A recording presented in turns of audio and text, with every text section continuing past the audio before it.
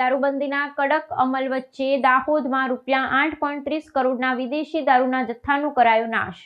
દાહોદ જિલ્લા પોલીસ તંત્ર દ્વારા દારૂબંધીના કાયદાના અસરકારક અમલીકરણના ભાગરૂપે એક મોટી કાર્યવાહી હાથ ધરવામાં આવી છે।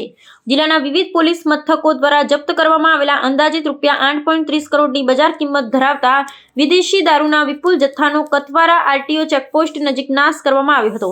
નેશનલ હાઈવે નજીક ખુલ્લા મેદાનમાં ગોઠવવામાં આવેલી દારૂની હજારો બોટલો પર બુલડોઝર ને રોલર ફેરવીને તેનો વિધિવત નિકાલ કરવામાં આવ્યો હતો, જેના કારણે સમગ્ર વિસ્તારમાં દારૂની રેલમછેલ જોવા મળી હતી।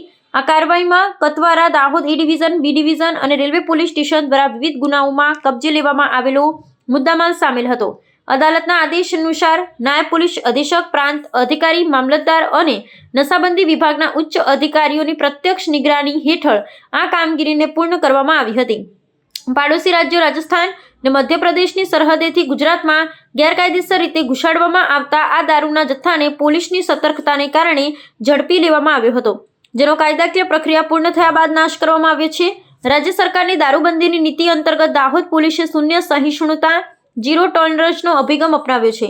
કરોડો રૂપિયાના દારૂનો નાશ કરી પોલીસ તંત્રએ સામાજિક તત્વોને સ્પષ્ટ સંદેશ આપ્યો છે કે સરહદી જિલ્લામાં ચાલતી ગેરકાયદેસર પ્રવૃત્તિઓને સાંખી લેવામાં આવશે નહીં।